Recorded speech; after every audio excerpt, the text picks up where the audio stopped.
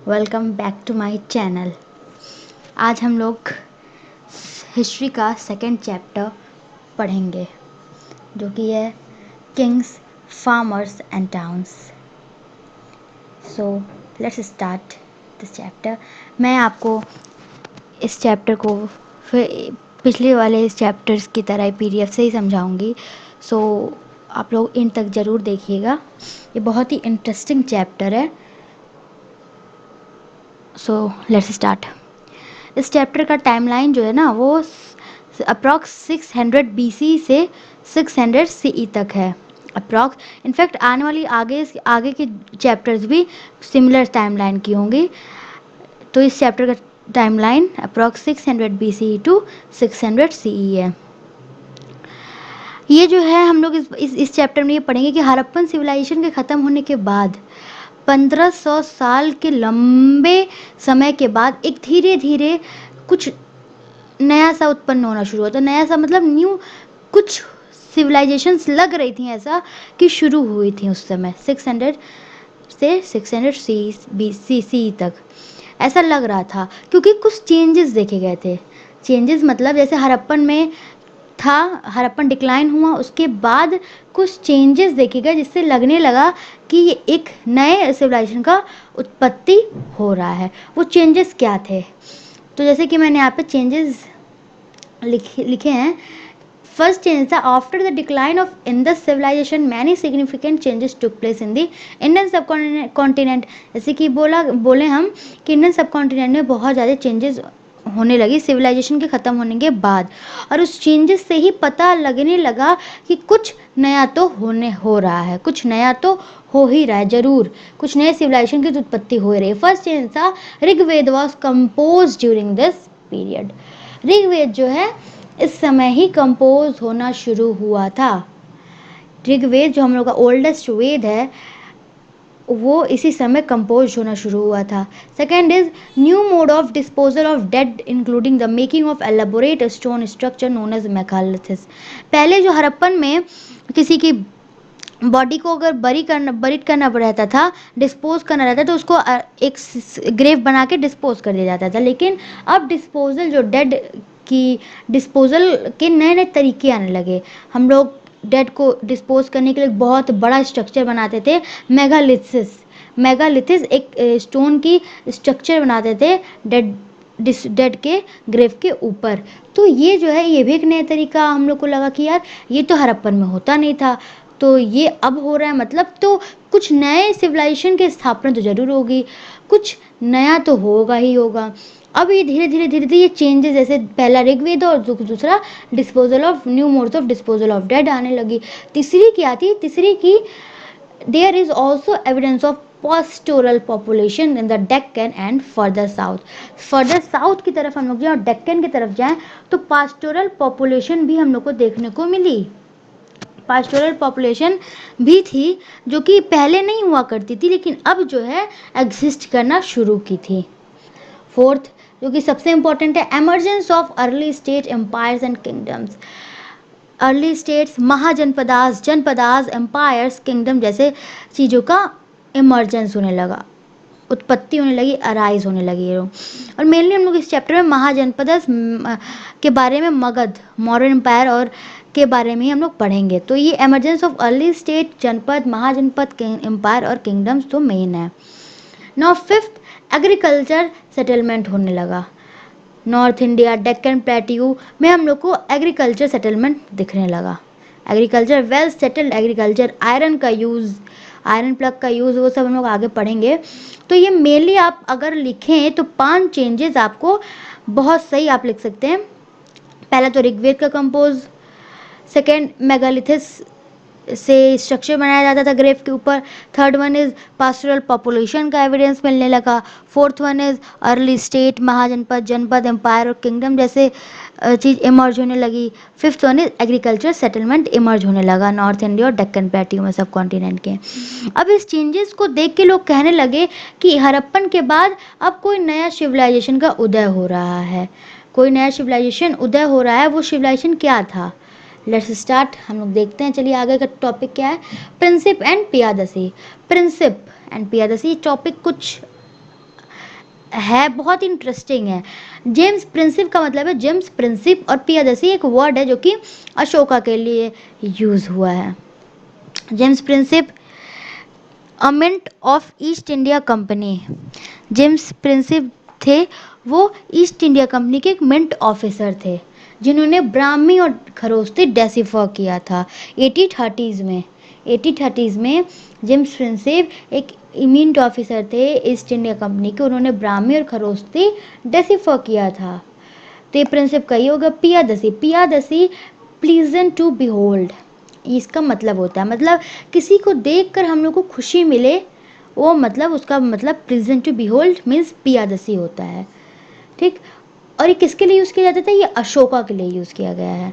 Ashoka is one of the famous rulers and he gradually stopped fighting and start to maintain peace. We know it from Ashokan inscription found in Odisha. Ashoka जो थे वो बहुत ही famous ruler थे। As we know Ashoka, Ashoka सम्राट बहुत ही famous ruler थे जिन्होंने नॉर्थ वेस्ट से शुरू होते साउथ तक पूरा का पूरा एम्पायर अपना जमा रखा था।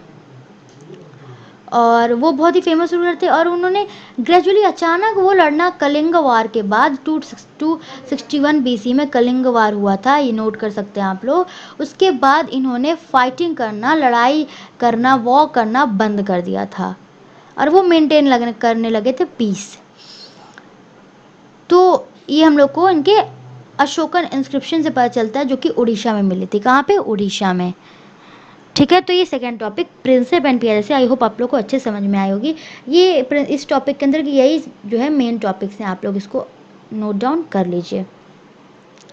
Now second third topic is second topic the 16 mahajanapadas. 16 mahajanapadas क्या था? इसके फीचर्स हम लोग पढ़ते हैं। Features in the 6th century mahajanapadas came into existence. 6th century में महाजनपदास एग्जिस्ट करना शुरू हुए। महाजनपदास 6th century में, ये फीचर है। अगर कोई पूछे महाजनपदास के फीचर बताइए तो आप लोग ये नोट डाउन करके लिख सकते हैं। तो पहला फीचर था कि 6th century में ही टर्निंग पॉइंट थी हिस्ट्री की। वो टर्निंग पॉइंट क्यों मानी जाती? क्योंकि उस समय 6th century में महाजनपदास का इमरजेंस हुआ था। जनपदा, जनपदा मतलब आप पहले जान लीजिए। जनपदा वो होता है means the land where a jana a people clan और ट्राइब सेट्स इट्स फूट और settles it is a word used in both Prakrit and Sanskrit. Janapadas mainly जहाँ पे लोगों का सेटलमेंट शुरू हो जाए, जहाँ पर लोग रहना शुरू कर दे, वही जनपदास है। ठीक है, तो फर्स्ट हम लोगों ने देखा कि 6th century में महाजनपदास का एग्जिस्टेंस होने लगा। पहला फीचर तो ये हो गया। Second feature growing of coinage, coinage system, सिक्के का चलन उस समय शुरू हुआ। आयरन का यूज होने लगा।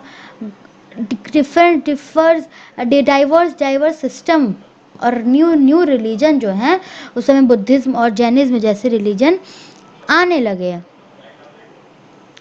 नए नए रिलीजन का उदय हुआ, नए नए सिस्टम का उदय हुआ, क्वाइनेज आयरन का उदय हुआ। तो ये भी फीचर है। इम्पॉर्टेंट महाजनपदास, अब 16 महाजनपदास थी। 16 महाजनपदास कौन कौन सी थी मैं आपको बताती हूँ। गंधारा, कंबोजा, शूरसेना, मत्स्य, कुरु, पांचाल, कोशाला, काशी, वत्स, उज्जैनी, अवंती, राजगीर, चंपा, वैशाली, वज्जी, मल्ला, इंद्रप्रस्थ, श्रावस्ती जैसी, मगध जैसी, ये कुछ इम्पोर्टेंट 16 महाजनपदास थी। मे बी मैं कुछ अगर एक नाम लेना भूल गई हूँ तो सॉरी, लेकिन ये 16 महाजनपदास मेरे ख्याल से पूरी हैं। 16 महाजनपदास आपको आराम से कहीं भी मिल जाएगी, आप लोग लिख सकते हैं 16 महाजनपदास। उनके कैपिटल ही बहुत इंपॉर्टेंट, अक्सर एग्जाम में आ जाते हैं, तो आप लोग नोट डाउन करिएगा। ये ढूंढ आप लोग लिख लीजिएगा अपनी नोट कॉपी में। इम्पॉर्टेंट महाजनपदास, अभी इन 16 में से इम्पॉर्टेंट महाजनपदास कौन कौन सी थी? इम्पॉर्टेंट वज्जी, मगध, कुरु, पांचाला, अवंती, गंधारा, कोशाला, ये 7 इम्पॉर्टेंट महाजनपदास थीं। मैं आपको 16 महाजनपदास प्लस उसकी कैपिटल मैं आपको लास्ट में इस PDF प्रोवाइड करवा दूंगी। इसी वीडियो नेक्स्ट वीडियो में मैं इसका सेकंड पार्ट बनाऊंगी तो मैं उसमें प्रोवाइड करवा दूंगी, आप लोग नोट डाउन कर लीजिएगा, उसकी कैपिटल्स भी मैं आपको लिखवा दूंगी, ठीक है।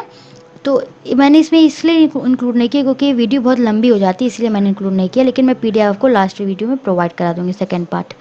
तो ये इंपॉर्टेंट महाजनपदास थी, ये भी एक फीचर ही है ना। फोर्थ, ये जो महाजनपदास थी इसके खुद के कैपिटल हुआ करते थे जो कि पोर्टिफाइड हुआ करते थे। पोर्टिफाइड मतलब चारों तरफ से घिरे हुए रहते थे, दीवार से वेल सेटल्ड, सुरक्षा के साथ कैपिटल्स इसके हुआ करते थे। ये गानास और संघास के द्वारा रूल किए जाते थे। मतलब यहाँ पे रूलिंग किसका होता था? गानास और संघास का, ठीक। फिर ब्राह्मण्स ने इसी समय धर्मसूत्र और धर्मशास्त्र का कंपोजिंग करना शुरू किया था। मतलब ब्राह्मण्स इसी समय धर्मसूत्र और धर्मशास्त्र कंपोज करना शुरू किए थे। तो ये इसकी इंपॉर्टेंट फीचर्स हो गई, ठीक है। आई होप आप लोग को अच्छे समझ में आया होगा। नाउ मगध जो है बहुत ही इंपॉर्टेंट महाजनपदास है, सबसे इंपॉर्टेंट है यही। तो मगध जो सबसे पावरफुल महाजनपदा है अमॉन्ग 16 में से सबसे इंपॉर्टेंट मगध है। ऐसे कुछ बहुत ही एम्बिशियस किंग थे जैसे बिंबिसार, अजातशत्रु, महापद्मनंदा, ये कुछ एम्बिशियस किंग थे जिनको अभी तक लोग याद रखते हैं। मगध जो है उसका कैपिटल राजगढ़ था, राजगीर, इस समय का राजगीर, उस समय का राजगढ़। इसका मतलब होता है राजा का घर, जो कि फोर्टिफाइड होता था। और बाद में इसका कैपिटल पाटलिपुत्र पटना में शिफ्ट कर दिया गया था। इसका कैपिटल उसके बाद 4th सेंचुरी BC में इसका कैपिटल पाटलिपुत्र में शिफ्ट कर दिया गया था, जो कि इस समय का पटना है। मगध बहुत ही रिच रिसोर्सेस, वहाँ पे बहुत रिच रिसोर्सेज पाई जाती थी। अगर एग्रीकल्चर की बात करें तो ये गंगा नदी किनारे स्थित था। तो यहाँ पे एग्रीकल्चर की सोर्स बहुत अच्छी थी, रिसोर्सेज बहुत अच्छी थी। और माइंस मतलब यहाँ पे आयरन का बहुत बड़ा ही स्रोत था। ये आयरन उस समय यहाँ पे बहुत ज़्यादा पाया जाता था। आयरन और एग्रीकल्चर से ये पूरा इसमें रिच रिसोर्स थे इसमें।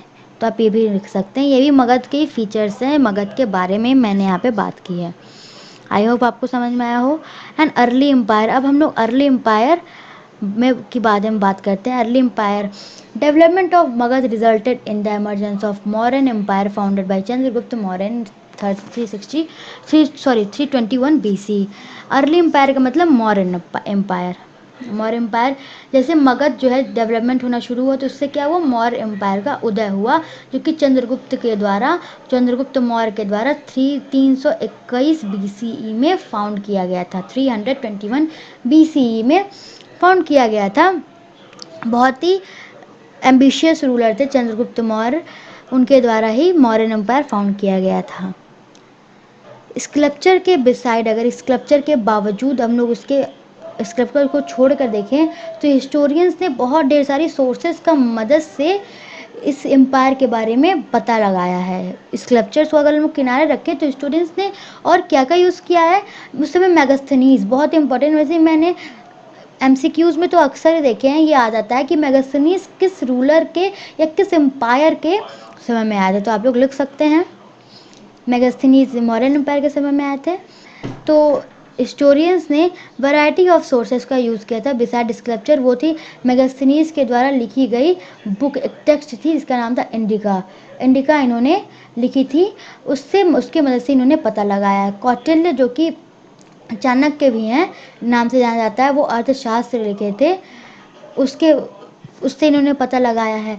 बुद्ध जैन और पुराणिक लिटरेचर इन्होंने लिखा गया था उस समय, इन्होंने उससे पता लगाया है।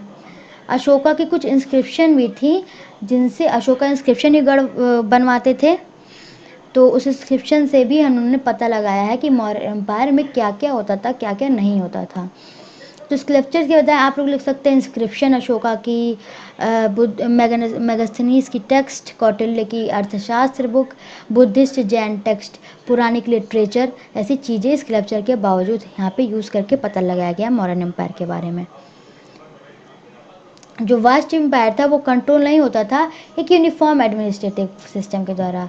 मतलब कि अगर हम लोग देखा जाए तो बहुत ही बड़ा एम्पायर था ये, लेकिन इसमें कोई यूनिफॉर्म एडमिनिस्ट्रेटिव सिस्टम नहीं था। जैसे कि जो इम्पोर्टेंट इम्पोर्टेंट ये टॉपिक आप ये पहले देख लीजिए। पाटलिपुत्र, तक्षशिला, उज्जैनी, तोशाली और सुवर्णगिरी, ये 5 मेजर पॉलिटिकल सेंटर हुआ करती थी मौर्यन एम्पायर की।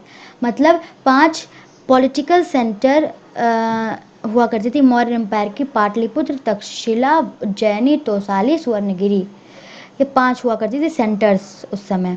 अब होता क्या था, ये टॉपिक अब आपको अच्छे समझ में आएगी ये, कि जो वास्ट एम्पायर था उसमें कोई एडमिनिस्ट्रेटिव सिस्टम नहीं था। तो अशोका क्या करते थे, ये 5 सेंटर्स पे एक मजबूत एडमिनिस्ट्रेटिव सिस्टम स्थापित कर देते थे। अब वो मजबूत स्थापित एडमिनिस्ट्रेटिव सिस्टम उसके आसपास के जितने भी एरियाज थे उसका देख रेख करते थे। अब यहाँ पे अगर हम लोग एक एग्जांपल, जैसे तक्षशिला वो नॉर्थ में है, तो नॉर्थ में तक्षशिला है, तो होता क्या था कि नॉर्थ में तक्षशिला, वहाँ का एडमिनिस्ट्रेटिव पावर बहुत स्ट्रांग है, तो नॉर्थ के जितने भी एरियाज आएंगे वो तक्षशिला के अंडर में आती थी। लेकिन उसका हेड सबसे वो रहता था अशोका।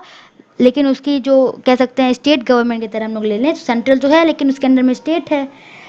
तो वही यहाँ पे भी है कि तक्षशिला में एक एडमिनिस्ट्रेटिव सिस्टम स्ट्रांग रहता है जिसके तहत बाकी सारे एरियाज देख लिए जाते थे।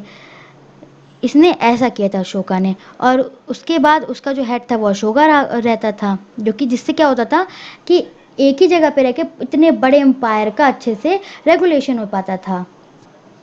और अशोका जो था वो धम्म जो है वो प्रोपागेट करवाता था, और धम्म की वजह से भी अशोका के एम्पायर में बहुत ही एकता रहती थी। धम्म में क्या होता था, उस धम्म का फॉर्मेशन करवाता था। उसमें रहता था कि आप ब्राह्मण्स की को अच्छे से ट्रीट करिए और स्लेव्स को अच्छे से बात करिए, अपने रिलीजन्स का रिस्पेक्ट करिए, ट्रेडिशन को मानिए और वीकर लोगों को मदद करिए, ये सब वो इंस्क्राइब करवाता था धम्म में। तो धम्म की वजह से भी अशोका की जो एम्पायर थी वो हम लोग को यूनिफॉर्मिटी वहाँ पे दिखेगी। ठीक है, तो और धम्म को प्रोपागेट करने के लिए ये कुछ स्पेशल ऑफिसर्स को नियुक्त करता था, जिसका नाम था, जिसको हम लोग धम्म महामत्ता कहते हैं। क्या कहते हैं? धम्म महामत्ता। यही धम्म के मैसेजेस को प्रोपागेट करते थे, जहाँ चाइना तमाम जगह इंडिया से बाहर भी जाते थे और इसको प्रोपागेट करते थे।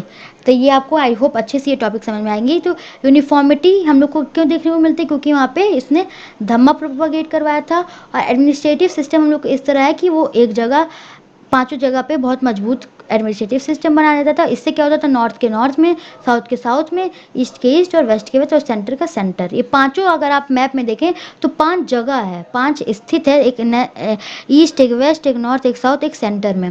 तो इससे आप लोग समझ गए होंगे कि सेंटर वाला सेंटर की जगह को, नॉर्थ वाला नॉर्थ, ईस्ट वाला ईस्ट, वेस्ट वाला वेस्ट और साउथ वाला साउथ के एरियाज को कवर करता था। इससे इनका पूरा का पूरा एडमिनिस्ट्रेटिव सिस्टम मजबूत बना रहता था। नाउ नेक्स्ट टॉपिक है, अब यहाँ पे हम लोग कमिटी पढ़ेंगे। मतलब कि मैगस्थनीज ने अपने बुक में ये भी मेंशन किया था कि उस समय मगध में, मौर्यन एम्पायर में आर्मी हुआ करती थी, कमिटी हुआ करती थी। वो आर्मी जो है कमिटी, एक कमिटी होती थी आर्मी की, वो कमिटी 6 सब कमिटी में बटी हुई होती थी। अब वो 6 सब कमिटी क्या है? 6 सब कमिटी है, एक पहला जो है नेवी है, जो कि नेवी पर नज़र रखती थी, नेवी है। सेकेंड है जो कि ट्रांसपोर्ट और प्रोविज़न को नज़र रखती थी। थर्ड जो है वो फूड सोल्जर्स पे नज़र रखती थी। फोर्थ जो है वो हॉर्सेस पे, फिफ्थ जो है चैरियट्स पे, और सिक्स्थ जो है एलिफेंट्स पे, एलिफेंट्स की व्यवस्था करती थी। ये चैरियट्स की, फोर्थ वाले हॉर्सेस की, थर्ड वाले फुट सोल्जर्स थे, सेकंड वाले ट्रांसपोर्ट प्रोविज़न, और नेवी मदद करते थे नेवी देखने में। ठीक है, आई होप ये आपको अच्छे समझ में आया हो। अभी नेक्स्ट टॉपिक है न्यू नोशंस ऑफ किंगशिप। अभी न्यू नोशंस ऑफ किंगशिप क्या है, बहुत ही इंपॉर्टेंट है ये भी। वो यहाँ तक, वो जहाँ तक कमिटीज़ वाले तक ये मौर्यन एम्पायर कंप्लीट। अभी ये जो है यहाँ से साउथ के रीजन्स में कुछ नए नए डायनेस्टीज़ की उदय हो रही थी। अब न्यू किंगडम जो है साउथ की तरफ, डेक्कन प्लेट्यू की तरफ इमर्ज हो रहा था, जिसमें था चोलास, छेरास, पांड्यास, तत्वाहनास, शाकाज, ये लोग जो थे डिराइव हो रहे थे, मतलब कि उदय हो रहा था इन लोग का। हिस्ट्रीज जो है गुप्त रूलर्स की वो रिकंस्ट्रक्ट की गई है, जैसे लिटरेचर, क्वाइंस, इंस्क्रिप्शन, जिसमें प्रशतीज भी हैं। ठीक है, प्रशतीज भी हैं, जिससे इंस्क्रिप्शन, लिटरेचर, क्वाइंस, इन सब से ही गुप्त रूलर का हिस्ट्री हम लोग रिकंस्ट्रक्ट किए हैं हिस्टोरियंस। प्रज्ञा प्रसूति को हम लोग इलाहाबाद पिलर के नाम से भी जानते हैं, इलाहाबाद पिलर इंस्क्रिप्शन के नाम से भी जानते हैं, जिसको हरिसेना ने कंपोज की बनाया था, मतलब लिखा था इन्होंने, जो कि बहुत ही इम्पोर्टेंट सोर्स है जिससे हम लोग को गुप्त रूलर के बारे में पता चलता है। और ये हरिसेना ने ये समुद्रगुप्त, जो कि बहुत ही फेमस रूलर थे गुप्त डायनेस्टी के, उनके लिए लिखा था प्रज्ञा प्रसूति। अब डिवाइन किंग्स हम लोग पढ़ते हैं। डिवाइन किंग्स अपने आप को बहुत ही डिवाइन किंग्स मानते थे, मतलब वो अपने आप को गॉड की तरह समझते थे। किंग्स अपने आप को क्लेम करते थे, जिसमें से कुशानास जो थे सबसे पहले आए थे। कुशानास जो थे अपने आप को देवपुत्र कहते थे, जिसको कहते हैं सन ऑफ गॉड। वो अपने आप को सन ऑफ गॉड मानते थे कि मैं देव का पुत्र हूँ। कुछ और इसका हम लोग को कैसे पता चलता कि कई मथुरा में, यूपी में, हम लोग कई मंदिरों में कुशानास रूलर की स्टैचूज, मूर्तियाँ मिली हैं। तो हम लोग इससे हिस्टोरियन से अंदाज़ा लगाया कि मूर्तियों का उस समय पूजा होता था, शायद मंदिरों में मूर्तियों का मिलना ऑफ कोर्स पूजा ही होता होगा। तो लोगों ने, हिस्टोरियंस ने ऐसे ही पता किया कि जो रूलर्स थे वो अपने आप को डिवाइन किंग्स मानते थे। ये मथुरा के पास हम लोग को यूपी में मिला है। और उसके कंटेम्प्रोरी और हिस्टोरियंस ने ये भी कहा कि ये लोग अपने आप को क्यों मानते होंगे, क्योंकि उस समय चाइनीज़ रूलर जो थे वो भी अपने आप को सन ऑफ हेवन मानते थे। तो शायद उन्हीं से वो इंस्पायर होकर ये कुशानाज जो थे या गुप्त रूलर जो थे अपने आप को भगवान मानते होंगे, भगवान का पुत्र मानते होंगे, क्योंकि चाइनीज़ रूलर भी तो अपने आप को सन ऑफ हेवन मानते थे। अब किंग्स के बारे में कुछ पॉपुलर परसेप्शन मतलब किंग्स के बारे में कुछ धारणा है। हिस्टोरियंस ने histories examined stories of Jatakas and Panchatantra to know about the view of common people regarding the rulers. अब जो हम लोग किंग्स के बारे में जानना था हिस्टोरियंस को, तो उन्होंने क्या किया, जैसे जताकाज और पंचतंत्र जैसी टेक्स्ट से इन्होंने स्टोरीज़ को एग्जामाइन करना शुरू किया। और इन्होंने स्टोरीज़ में इन्होंने सोचा कि हम लोग को इससे कॉमन पीपल क्या रूलर्स के बारे में सोचते थे, इससे हम लोग को पता चल जाएगा कॉमन पीपल क्या धारणा थी उनको रूलर्स के प्रति। इससे वो लोग इसको पढ़ के ये लोग जान जाएंगे, पंचतंत्र या जताकाज से लोग पढ़ के जान जाते थे। इसके लिए एक स्टोरी भी है जो कि इन्होंने जताकाज से वो किया है, फाइंड आउट किया है, गांडा टिंडू जताका, जो कि इन्होंने इसी से एक स्टोरी निकाली। इसमें राजा जो है ना, वो एक भिखारी का भेष रख के, मतलब कि एक गरीब आदमी का, वो जाता है भिक्षा मांगने। तो वहाँ के लोग कहते हैं कि सुबह तो हमको आके राजा के वो सैनिक लूट लेते हैं टैक्स के नाम पे, और शाम को लुटेरे लूट लेते हैं। अब हम लोग के पास बचा है क्या, अब हम लोग सोच रहे हैं जंगल में जाके रहें। तो ऐसा एक कहानी इससे पता चलता है, गांडा टिंडू से जताका से ये कहानी बोला गया। तो उस समय राजा गया था खुद ही वो जानने की अब मेरे बारे में लोग क्या सोचते हैं। उसके बाद राजा बहुत दुखी हो गया कि लोग मेरे बारे में इतना बेकार सोचते हैं कि सुबह मैं राजा लूटता है, शाम को लुटेरे लूटते हैं। तो एक पॉपुलर परसेप्शन किंग के बारे में पता चलता है जताका और पंचतंत्र से। अब स्ट्रेटजीज फॉर इंक्रीजिंग प्रोडक्शन, अब जो है प्रोडक्शन को इंक्रीज करने के लिए क्या स्ट्रेटजीज अपनाई गई थी। पहला जो था आयरन टिप्ड प्लग का यूज़ किया गया, मतलब आयरन प्लग का यूज़ करके प्रोडक्शन को बढ़ाने की लोग सोचे थे। मतलब उस समय लोग सोचे कि हम लोग आयरन का यूज़ करके प्रोडक्शन को बढ़ाएंगे। सेकंड, इरिगेशन जो थे वेल्स और टैंक्स की मदद से, कैनाल्स की मदद से करते थे। इरिगेशन सिस्टम में एक नया रिवॉल्यूशन आया था कि वो लोग वेल्स, टैंक्स और कैनाल्स का यूज़ करते थे। तो ये स्ट्रेटजीज प्रोडक्शन को बढ़ाने के लिए थी। अब रूरल सोसाइटी में डिफरेंसेस, जैसे एग्रीकल्चर में एडवांसमेंट आने की वजह से, जैसे अब एग्रीकल्चर में एडवांसमेंट आएगा ही आएगा जब हम लोग प्रोडक्शन को बढ़ाएंगे। तो एडवांसमेंट आने के चलते क्या हुआ, कई कम्युनिटीज़ का उदय हुआ। जैसे पहले लैंड ओनर्स, लैंड होल्डर्स, बड़े बड़े, कोई छोटे छोटे पीजेंट्स, कोई तो लैंडलेस एग्रीकल्चर लेबरर्स होते थे। ऐसे कि सब जिसके पास सबसे ज़्यादा ज़मीन होती थी वो लैंड होल्डर्स होते थे, जिसके पास थोड़ा सा ज़मीन वो स्मॉल पीजेंट, जिनके पास कुछ नहीं होता था वो बेचारे लैंडलेस हो जाते थे, एग्रीकल्चर लेबरर्स होते थे। तो हम लोग को ये दर्शाता है कि हाँ, उस समय रूरल सोसाइटी में डिफरेंस तो था ही था।